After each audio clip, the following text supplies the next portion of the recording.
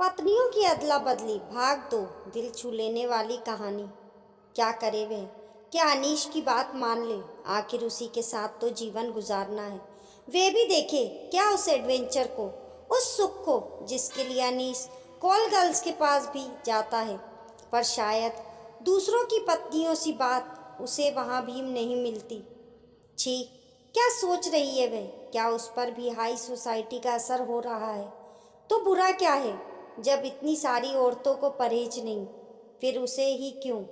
तो क्या तुम्हारी अपनी कोई सोच नहीं अस्मिता? नहीं, व्यक्तित्व नहीं? क्या तुम भी उन्हीं स्त्रियों सी हो जो पति की इच्छा से बढ़ जाती हैं, बिक जाती हैं? क्या इतनी लाचार हो तुम? क्या अपने स्त्रीत्व के साथ हो रहे अन्याय को सह लोगी? छोड़ दो अनीस को। नहीं नहीं, मैं ऐसा नहीं कर सकती।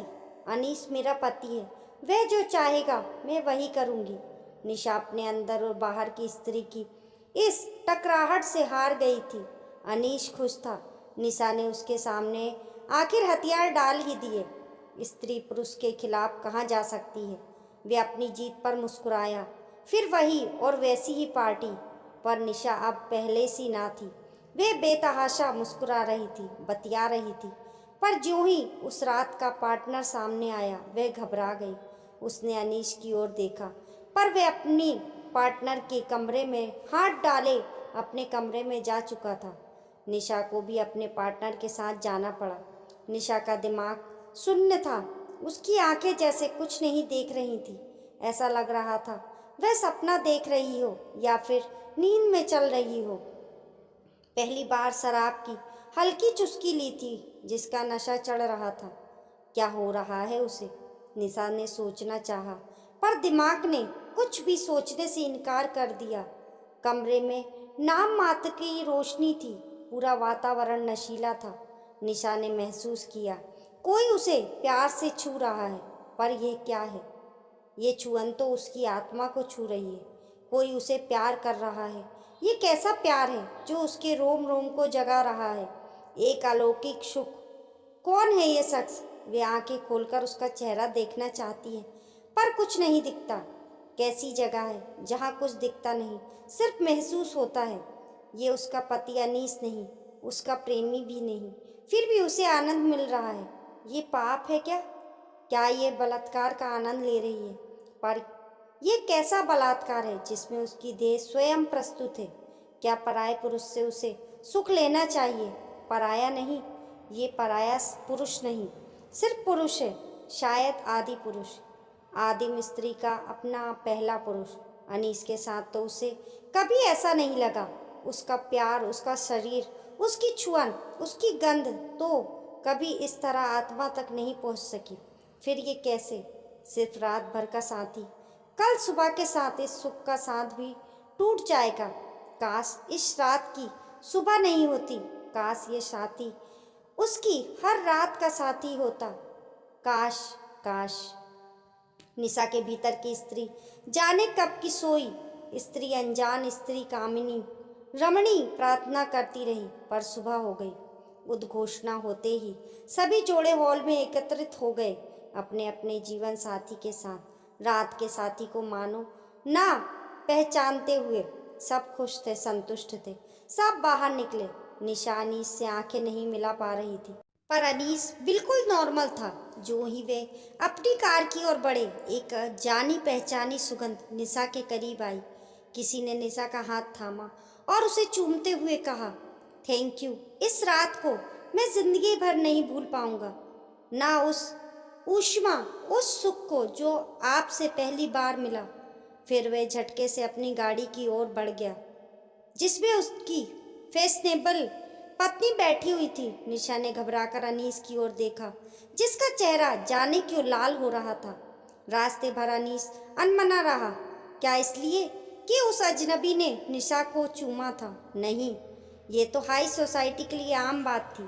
पर कोई बात अनीस को चुभ रही थी। जो ही निशा अपने कमरे में पहुंची, अनीस ने पीछे से आकर कमरा बंद कर दिया। निशा ने हैरान होकर उसकी तरफ देखा। अनीस गुस्से में था। क्या बात है? निशा ने पूछा। तुमने उसे किस तरह प्यार किया कि वह कह रहा था कि तुम्हें भूल नहीं पाएगा? वैसे तो बड़ी सती सावित्री बनती थी, पर नया मर्द मिलते ही छिनालपना दिखा दिया। अश्लील। आज अनीस चिल्लाया। क्या बक रहे हैं आप? मैंने कुछ नहीं किया। आपने जो चाहा वह हुआ। निशा ने भी नाराजगी जताई। अच्छा, रंडियों की तरह बोलने भी लगी। ये चेहरे पर चमक क्या बिना कुछ किए ही आ गई? चाल भी बदल गई साले की। मेरे साथ तो मुर्दे की तरह पड़ी रहती है और उस साले को ऐसे खुश किया कि वह भूल नहीं पाएगा। मारे गुस्से व जलन के अनीस कांपने लगा था। बंद करिए ये सब, निशा चिल्लाई। रंडी चिल्लाती है, कहते हुए अनीस ने निशा के दाएं गाल पर जोर से थप्पड़ मारा। निशा लड़खड़ा गई। अनीस ने फिर थप्पड़ चलाया ही था कि निशा ने उसका हाथ पकड़ लिया और चिल्लाकर बोली, खबरदार मिस्टर अनीस, अब मेरे पास कोई दूसरा गाल नहीं है। अब अनीस हतप्रभ था, पर उसका पुरुष हार मानने को तैयार नहीं था। मैं तुम्हें छोड़ दूंगा। मैं ऐसी स्त्री के साथ नहीं रह सकता जो दूसरे मर्दों को सुख देती है फिरती हो। ठीक है, जैसा आप उचित समझे। मैं आपका घर छोड़ने को तैयार हूँ, पर जाने से पहले मैं कुछ सच आपको बता देना चाहती हूँ। मैंने उस पराये पुरुष को सुख दिया हो या ना दिया हो, पर उसने मुझे वह सुख दिया है जो आप कभी नहीं दे पाए। देवी कैसे पाते? गलत आदतों की वजह से। आप अपना पौरुष खो चुच बैठे हैं। जाइए, जाकर अपना इलाज करवाइए। जिस देह को आप चिल्लाते रहे, उसे संतुष्ट करने की काबिलियत आप में नहीं है। वह तो मेरे संस्कार थे कि आपकी कमजोरी को सहलाती रही कि आपका अहम आहत ना हो। स्त्री की इसी शालीनता का लाभ आप पुरुष उठाते रहे हैं, वरना स्त्रियां सच बोलने लगे तो आप जैसे मर्द मुंह छिपाते फिरते। जाते जाते मैं आपको धन्यवाद भी देना चाहती हूँ कि आपके ही कारण मैंने स्त्री होने का मतलब जाना, भले ही एक रात के लिए। आप जिद ना करें तो शायद मैं जीवन भर उस सुख से वंचित रहती। अब मैं आपके साथ एक पल भी नहीं रह सकती। अनीस भौचक्का सा निशा को सुन रहा था। वह तो सपने में भी नहीं सोच सकता था कि गौ सी दिखने वाली निशा के भीतर इतनी आग होगी। उधर निशा सोच रही थी कि क्या सच्चे पुरुष का 12 घंटे का साथ भी स्त्री को इतने आत्मविश्वास से भर देता है? कहाँ छिपी थी उसके भीतर की ये शक्ति? काश वह पति के पहले थप्पड़ के बाद ही जाग जाती। खैर, पहला नहीं सही, दूसरा थप्पड़ ही सही। अब उसे इस बात की बिल्कुल चिंता नहीं थी कि वह कहाँ जाएगी, क्या करेगी। पढ़ी लिखी है, स्वस्थ है। विषय संस्कृत है तो क्या, आखिर वह भारत में रहती है। क्या संस्कृत का ज्ञान अल्प है, या फिर कोई विद्यालय इसको छोड़कर चल सकता है? निशा को अपनी पुरानी हीन भावना पर कोफ्त हुए, पर इसमें उसका भी क्या दोष था?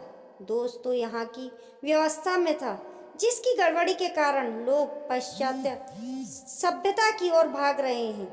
अपनी ही भाषा, अपनी ही चीज़ों का सम्मान न करने वाले देश का सम्मान दूसरा देश कैसे कर सकता है? निशा ने मन ही मन प्रण लिया कि वे आज से अपनी भाषा का सम्मान करेगी, उसके विकास के लिए अपना जीवन लगा देगी। शाम को जब निशा अपने सूटकेस के साथ कमरे से निकली तो दरवाजे पर अनीस खड़ा था। तुम ऐसे नहीं जा सकती, तुम मेरी पत्नी हो, हमारा भी तलाक नहीं हुआ है।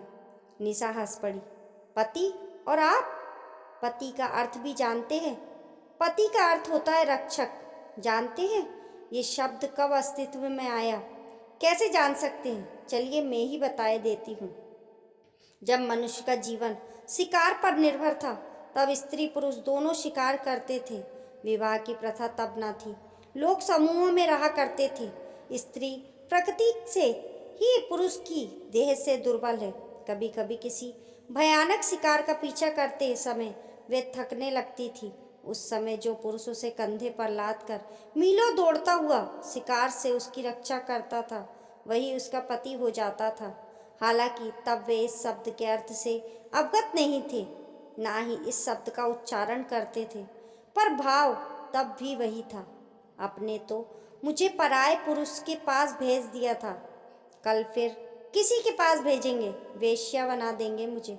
ऐसे व्यक्ति के साथ मैं नहीं रह सकती। निशा आगे बढ़ी। अनीस फिर गिड़गिड़ाने लगा। नहीं निशा, मुझे छोड़कर मत जाओ। मैं पिताजी से क्या कहूँगा? मुझे माफ़ कर दो। नहीं अनीश बाबू, अब और नहीं। जानती हूँ आप अभी भी मुझसे प्रेम नहीं करते। पिता के डर से मुझे घर में रखना चाहते हैं। फिर कल रात से ही आप मेरे लिए एक पराये पुरुष हो गए हैं। अब मेरी ये देह आपके स्पर्श को सह नहीं पाएगी। अनीश पराजित सा रास्ते से हट गया। निशा उस हवेली से बाहर हो गई जिसमें प्रवेश कर उसने खुद को भाग्यवान स्त्री समझा। कई वर्ष बीत गए।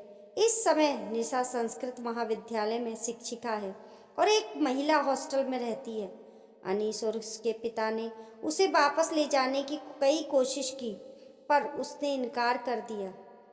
उसके अपने पिता ने उसकी दूसरी शादी करने की सलाह दी पर निशा मौन रही। वे किसी को अपने मन की उथल पुथल नहीं दिखाना चाहती थी। उसे अब किसी से कोई शिकायत नहीं थी। जब भी वह एकांत में होती उसके आसपास एक सुगंध बिखर जाती।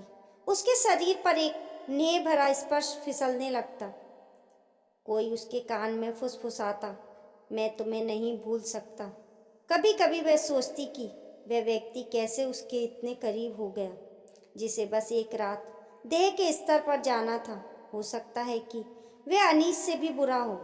आखिर वह भी उस रात अपनी पत्नी के साथ ही आया था। उसने भी अपनी पत्नी को दूसरे पुरुष के साथ जाने को विवश किया होगा। छी, ये सारे पुरुष एक से क्यों होते हैं? पर फिर उसे वह सुख याद आता, वह स्पर्श याद आता जिसने उसे सारे बंधनों से आज़ाद कर दिया था। इतना आत्मीय स्पर्श जो देह से होकर मन आत्मा तक पहुंच गया। क्या किसी कामुक अय्याश व्यक्ति का हो सकता है? नहीं, उसमें ज़रूर कुछ ऐसा था जिससे शक्ति पाकर वह अनीस से मुक्त हो सकी और अब तक एकाकी थी। क्या वह उसका वही प्रेमी था जिसकी कल्पना वह बचपन से करती आई थी, या फिर वे दोनों एक दूसरे के लिए बने हैं? क्या कभी वह फिर मिलेगा? क्या सामने आने पर दोनों एक दूसरे को पहचान लेंगे? निशा का मन उदास हो जाता है और वह मन को बहलाने के लिए कहीं घूमने चली जाती। एक दिन वह शाम काल एक पार्क में बैठी अपनी सहेली का इंतजार कर रही थी कि अचानक उसे आभास हुआ कि कोई देर से उसकी ओर देख रहा है। निशा को अपनी ओर देखता पाकर वह उसकी तरफ बढ़ा। निशा को एक चिर अपरिचित खुशबू अपनी तरफ आती दिखी। ये गंध बिल्कुल वही गंध जो उस रात उसकी देह में ऐसी भीनी कि वह हजारों गंधों के बीच भी उसे पहचान सकती थी। वे एक सुदर्शन पुरुष था, ऊंचा भरा पूरा। वही है, वही बड़ी बड़ी बोलती आंखों वाला जो उस सुबह तेजी से उसकी गाड़ी के पास आकर मन की बात कह गया था। निशा सोचने लगी, क्या करूं, पहचानूं कि ना पहचानूं, ने का नाटक करूं? पर ये क्या, उसने तो पास आकर बड़े ही अधिकार भाव से उसका हाथ पकड़ चूम लिया था। मैं पवन, तुम कहाँ चली गई थी? फिर नहीं दिखी कभी। कितना भटका हूँ तुम्हारे लिए, एक पल भी चैन नहीं मिला। तो क्या इसलिए निशा भी बेचैन थी? पर वह ताने के साथ बोली, क्यों, हर सप्ताहांत नई स्त्री नहीं मिली आपको? ताना मत दो, मैं वहाँ पहली बार गया था, गया नहीं ले जाया गया था अपनी पत्नी के दबाव में, जो एक कर्नल की बेटी थी। अब वह मेरी पत्नी नहीं है। दूसरे ही दिन मैंने उसका साथ छोड़ दिया था। मैं एक साधारण परिवार का लड़का हूँ, पुराने संस्कारों वाला, पर वह नए जमाने की थी। पुरुष बदलने का शौक था उसे। उस दिन उसके दबाव में चला गया, पर तुमसे मिलने के बाद लगा कि तुम मेरे लिए बनी हो। मैं अपने आप को और ज़्यादा छल नहीं सकता था, इसलिए सबको पीछे छोड़ आगे बढ़ गया। और अब? निशा ने पूछा। अकेले जी रहा हूँ, इंजीनियर हूँ, काम भर का कमा लेता हूँ। वह हंसा तो निशा को लगा कि ढेर सारे पक्षी चहचहा उठे हैं और मैं। निशा ने अपने बारे में बताने के लिए मुंह खोला ही था कि उसने उसके होठों पर अपनी एक उंगली रख दी और धीरे धीरे उस पर मरते हुए कहा, सब जानता हूँ, बस आपका पता नहीं पा रहा था। इतने वर्षों में निशा ने अपनी देह को साध लिया था, पर इस समय उसकी सांसें बेकाबू हो रही थी। पवन की उंगली का स्पर्श जैसे शार्प विष की तरह उसकी देह में उतरने लगा था। उसकी देह ऐंठ रही थी, रोम रोम में विष फैल रहा था। निशा की इच्छा हो रही थी कि पवन अपने होठों से सारे विष को सोख ले। वह वह उधर पवन की हालत भी उससे बेहतर ना थी। तो चले, पवन ने उसका हाथ थाम लिया। कहाँ? निशा चौंक पड़ी। अपने घर, और कहाँ? पवन बोला। निशा बिना कोई प्रश्न किए उसके साथ इस तरह चल पड़ी जैसे हमेशा से साथ चलती रही हो। शायद इस साथ के लिए किसी मोहर, किसी साक्ष्य की ज़रूरत नहीं थी। दोस्तों, ये कहानी कैसी लगी? पसंद आने पर लाइक करें और अपने दोस्तों के साथ शेयर करें। हमारे YouTube परिवार का हिस्सा बनने के लिए चैनल को सब्सक्राइब करें। कमेंट बॉक्स में बताना ना भूलें आपको कहानी कैसी लगी। मिलते हैं फिर एक नई कहानी के साथ।